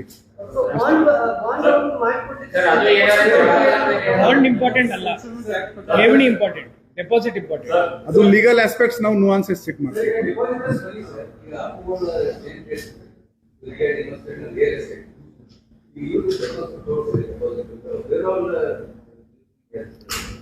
ಅವನು ಕ್ಲೇಮ್ ಮಾಡ್ತಾ ಇದ್ದಾನೆ FMCG, ಫಿಶರೀಸ್, ರಿಯಲ್ ಎಸ್ಟೇಟ್ ನಲ್ಲಿ ಮಾಡಿದ್ದಾನೆ ಅಂತ. ಅವೊಂದು ಮನೆ ಮತ್ತು ಕಚೇರಿ ಸೇರ್ಕೊಂಡು ಮನೆ AC ಅವರು 5 ಜಾಗ ಚೆಕ್ ಮಾಡಿದರು. ಈಗ ಸರ್ಚ್ ಅಂಡ್ ಸೀಸರ್ ಅಲ್ಲಿ ಆಗ್ತಾ ಇದೆ. ಇದಕ್ಕೆ ಬಿಟ್ಟು ಇನ್ನು ಕೆಲವು ಕಡೆ ಅವನು ಕಚೇರಿ ಓಪನ್ ಮಾಡಿದ್ದಾನೆ. ಆ ಕಚೇರಿಗಳು ಓಪನ್ ಚೆಕ್ ಮಾಡ್ತೀವಿ ನಾವು. ಬಟ್ ಮೇನ್ ಇಲ್ಲಿ ನಮ್ಮ ಶಿವಬಸವನಗರ್ನಲ್ಲಿ ಏನಿದೆ ಅದೇ ಮೇನ್ ಒಂದು head quarter. Financial dealing maximum website ಮುಖಾಂತರ ಆಗ್ತಾ ಇತ್ತು. ಅದು ನಮ್ಮ ಕಸ್ಟಡಿನಲ್ಲಿ ಇದೆ. ಮನೆ ಕಟ್ತಾ ಇದ್ದಾನೆ, ಅಲ್ಲಿನೂ ದುಡ್ಡು ಇತ್ತು ಅಂತ ಹೇಳಿದ್ರು. ಅಲ್ಲಿ ಯಾಕೆ ಎಲ್ಲ ಕಡೆ ಮಾಹಿತಿ ಬಂದಂಗೆ ನಾವು ಚೆಕಿಂಗ್ ಮಾಡ್ತೀವಿ. ಸದ್ಯಕ್ಕೆ ಆ ಥರ ಏನಿಲ್ಲ. ಯಾರ ಹತ್ರ ಈ ಥರ ಮಾಹಿತಿ ಇದ್ರೆ ನಮಗೆ ಸ್ಟೇಷನ್ ನಲ್ಲಿ ಬಂದು ಭೇಟಿ ಮಾಡಿಕೊಂಡು ಮಾಹಿತಿ ಕೊಡ್ಲಿ, ಇಲ್ಲಾಂದ್ರೆ ಅನಾಮದೇವಾಗಿ ಅರ್ಜಿ ಮಾಡ್ಕೊಂಡು ಕೂಡ ಕೊಡ್ಬೋದು. ಅವರಿಗೆ ಬಿಟ್ನೆಸ್ ಹಾಕಬಾರ್ದು ಅಂದ್ರೆ ಜನರಿಗೆ ಆಹ್ವಾನ ಮಾಡ್ತೀರಾ, ದೂರ ಕೊಡ್ಬೋದು ಅಂತ ಹೇಳಿದ ಬಗ್ಗೆ. ಹೌದು, ಈಗ ಠೇವಣಿದಾರರು ಯಾರಿದ್ದಾರೆ, ನಮ್ಮ ಈ ಸೇಲ್ ಏನ್ ಸ್ಪೆಷಲ್ KPID ಸೇಲ್ ಏನಾಗಿದೆ ಅಲ್ಲಿ ಬಂದು ಅವರು ಒಂದು ನಾವು ಎಷ್ಟು ಹಾಕಿದೀವಿ ಅಂತ ಪ್ರೂಫ್ ಜೊತೆಗೆ ಕೊಡಬೇಕು. ಸೆಕೆಂಡ್, ಇವರು ಹೇಳ್ದಂಗೆ ಈ ಪ್ರಕರಣ ಬಗ್ಗೆ ಏನಾದ್ರೂ ಮಾಹಿತಿ ಇದ್ರೆ ನೇರವಾಗಿ ನಮಗೆ ಕೊಡ್ಬೇಕಾದ್ರೆ ಮಾರುತಿ ಸ್ಟೇಷನ್ಗೆ ಬನ್ನಿ, ಇಲ್ಲಾಂದ್ರೆ ನಮ್ಮ ವೆಬ್ಸೈಟ್ ನಲ್ಲಿ ನನ್ನ ಬೆಳಗಾವಿಗಾಗಿ ನನ್ನ ಸಲಹೆ ಅಂತ ಒಂದು ಕಾಲಮ್ ಇದೆ, ಅಲ್ಲಿ ನೀವು ನಿಮ್ಮ ಹೆಸರು ಕೊಡುವುದು ಅವಶ್ಯಕತೆ ಇಲ್ಲ. ಏನಿದೆ ಅದು ರೆಕಾರ್ಡ್ ಆಗುತ್ತೆ, ನಮಗೆ ಆ ಮಾಹಿತಿ ಬರುತ್ತೆ. ಇನ್ನೂವರೆಗೆ ಯಾವ್ದು ಡೆಪಾಸಿಟರ್ ಬಂದಿಲ್ಲ. ಎರಡರಿಂದ 7 ವರ್ಷದವರೆಗೆ ಶಿಕ್ಷೆ ಇರುತ್ತದೆ. ಸಹಜವಾಗಿ 7 ವರ್ಷದ ಒಳಗಿನ ಶಿಕ್ಷೆಗಳಿಗೆ ಸಿಗುವಂತ ಸಾಧ್ಯತೆ ಏನಾದರೂ ಹೆಚ್ಚುವರಿ ನಾವು ಮಾನ್ಯ PDG ಅವರಿಗೆ ಇವರಿಗೆ ಪ್ರೊಡ್ಯೂಸ್ ಮಾಡುವಾಗ ಸ್ಟ್ರಾಂಗ್ಲಿ ಇವರದ್ದು ಜುಡಿಷಿಯಲ್ ಕಸ್ಟಡಿನೇ ರೆಕಮೆಂಡ್ ಮಾಡ್ತೀವಿ. ಪ್ಲಸ್ ನಮಗೆ ಪೊಲೀಸ್ ಕಸ್ಟಡಿ ಕೂಡ ಬೇಕು. ಸಾಕಷ್ಟು ಬ್ಯಾಂಕಿನ ವ್ಯವಹಾರ ಇದೆ, ಸಾಕಷ್ಟು ಸ್ಟಾಕ್ ಎಕ್ಸ್ಚೇಂಜ್ ವ್ಯವಹಾರ ಇದೆ. ಅದು ಅರ್ಥ ಮಾಡ್ಕೋಬೇಕಾದ್ರೆ ಈ ವ್ಯಕ್ತಿ ನಮಗೆ ಬೇಕೇ ಬೇಕು. ನಿನ್ನೆ ಮಾತಾಡುವಾಗ ಎಲ್ಲಿ ಸ್ಪೆಸಿಫಿಕ್ ಬರುತ್ತೆ ಅಲ್ಲಿ ಇವರು ಡಾಜ್ ಮಾಡೋಕ್ಕೆ ಶುರು ಮಾಡಿದ್ರು. ನಾನು ಜ್ಞಾನ ಮಾಡ್ತೀನಿ, ನನಗೆ ಜ್ಞಾನ ಬರುತ್ತೆ, ನಾನು ಅದರಿಂದ ಸ್ಟಾಕ್ ಮಾರ್ಕೆಟ್ನಲ್ಲಿ ಹಾಕ್ತಾ ಇದ್ದೀನಿ. ಸೊ ಸ್ಪೆಸಿಫಿಕ್ ಯಾವಾಗಲಾಗ ನಾವು ಕೇಳಿದೀವಿ, ಇವರು ಡಾಜ್ ಮಾಡೋಕ್ಕೆ ಶುರು ಮಾಡಿದ್ದಾರೆ. ಸೊ ನಮಗೆ ಪೊಲೀಸ್ ಕಸ್ಟಡಿ ಕೂಡ ಬೇಕು. ಹೌದು, ಕೋಆಪರೇಟ್ ಮಾಡ್ತಾ ಇಲ್ಲ.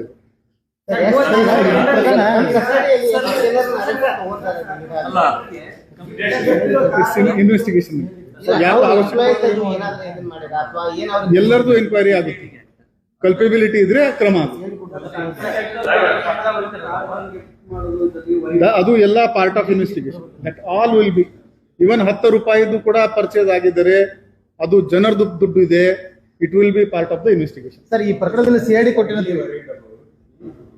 Format of government officer by fake call centre ಕೇಸಲ್ಲಿ ಯಾರು ವಿಕ್ಟಿಮ್ಸ್ ಇದ್ದಾರೆ, ಅವ್ರ ಅಪ್ರೋಚ್ ಆಗಿಲ್ಲ ಅನ್ನೋ ಲೈನ್ನ ಅವ್ರು ಆರ್ಗ್ಯೂ ಮಾಡಿದ್ರು. ಈಗೂ ಮಾಡ್ಬೋದು. ಆಲ್ರೆಡಿ ನಮ್ಮ ಲೋಕಲ್ ಲಾಯರ್ಸ್ ಅವರು ಜಾಮೀನು ಕೊಡೋಕ್ಕೆ ಮಾಡಕ್ಕೆ ಈ ವಿಚಾರ ಕ್ಯಾಮೆರಾ ಮೇಲೆ ಬೇಡ, ಅಲ್ಲಿ ಡಿಸ್ಕಸ್ ಸೆಪರೇಟ್ಲಿ.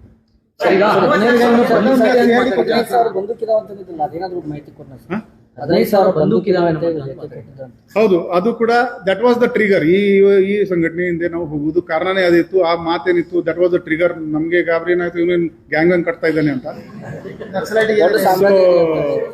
ಈಗ ಮನೆ ಸರ್ಚ್ ನಲ್ಲಿ ಮಾಡುವಾಗ ನಮ್ಮ ಇನ್ಸ್ಪೆಕ್ಟರ್ಗಳಿಗೆ ಅದೇ ಹೇಳಿದೀವಿ, ಬಾಕಿ ಫೈನಾನ್ಷಿಯಲ್ ಜೊತೆಗೆ ವೆಪನ್ ವಗೇರಾ ಇದೆಯಾ ಇಲ್ಲ, ಆರ್ಮ್ ಲೈಸೆನ್ಸ್ ಇದೆ ಇಲ್ವಾ. ಈಗ ಇಂಟ್ರೋಗೇಷನ್ ನಲ್ಲಿ that will also be integral part.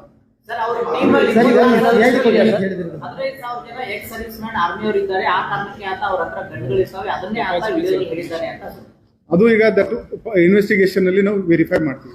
CID ಕೊಟ್ಟೇನಂತ ಹೇಳಿದ್ರೆ CID ಹೋಗ್ತಂತೀವಿ.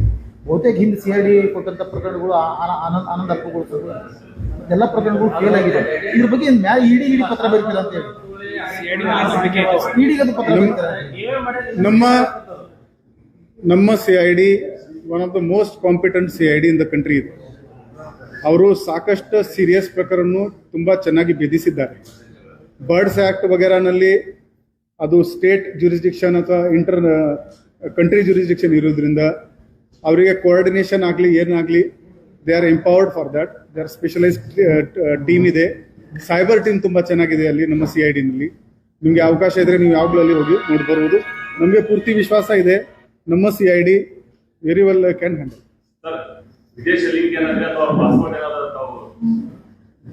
ಇವತ್ತು ಜಪ್ತ್ ಮಾಡ್ತಾರೆ.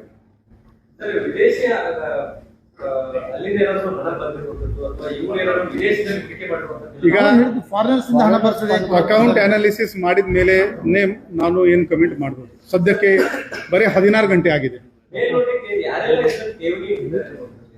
ಡೆಪಾಸಿಟರ್ಸ್ ಇನ್ಫಾರ್ಮೇಶನ್ ಸದ್ಯಕ್ಕೆ ಕೊಡಲ್ಲ.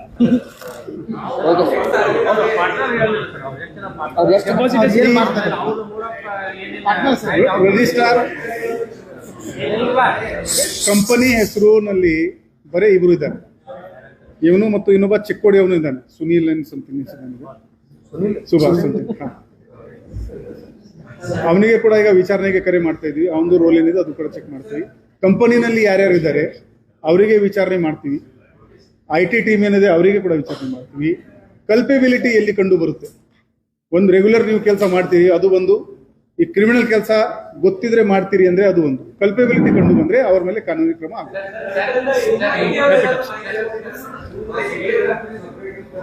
I've already answered that question, Vishwanath. One by one bite at a time. Last 2 questions.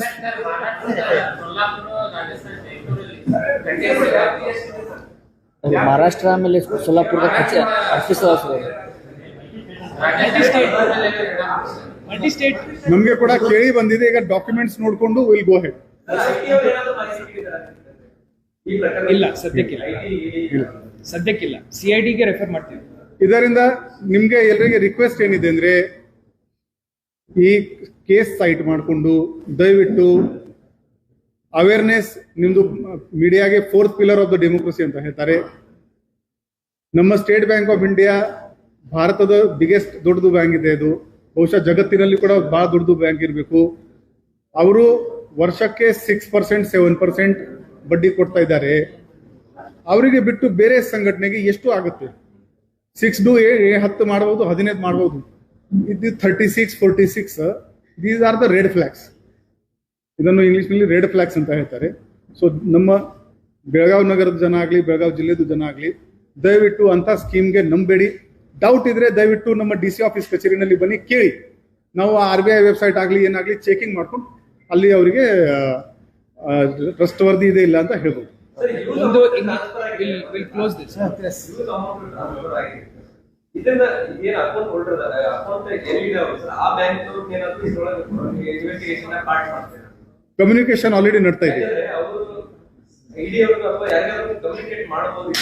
So ಇನ್ನೊಂದು ದೊಡ್ಡ ಪ್ರಮಾಣದಲ್ಲಿ ಅಮೌಂಟ್ ಇದೆ ಆಗುವಾಗ ಅವ್ರು ಯಾಕೆ ಮಾಡಿದ್ರು ಅವ್ರನ್ನ ಇನ್ವೆಸ್ಟಿಗೇಷನ್ ಅದು ಕಮೆಂಟ್ ನಮ್ಗೆ ಮಾಡಕ್ಕೆ ಆಗಲ್ಲ. ಅಲ್ಲ ಬ್ಯಾಂಕ್ ಅವರು investigation DC sir, will check. ಇನ್ನೊಂದು ಭೂ ದಾಖಲೆ ಸಂಬಂಧಪಟ್ಟಂಗೆ ಸತ್ತವರ ಹೆಸರಲ್ಲಿ ನಕಲಿ ದಾಖಲೆ ಫಸ್ಟ್ ಇಂಗ್ಲಿಷ್ ಅಲ್ಲಿ ಯಾರಿಗೆ ಬೇಕಾ ಹೇಳ್ಬಿಡ್ತೀವಿ. ಸರ್ ಇಂಗ್ಲಿಷ್ ಅಲ್ಲಿ ಯಾರಿಗೆ ಬೇಕು ಹೇಳ್ಬಿಡ್ತೀವಿ. ಸರ್ ಅದೊಂದು ಇಂಗ್ಲಿಷ್ ಹೇಳ್ತೀರಾ? ಅದನ್ನೇ ಎಲ್ಲಿ ಒಂದು ಇಂಗ್ಲಿಷ್ ಇದೆ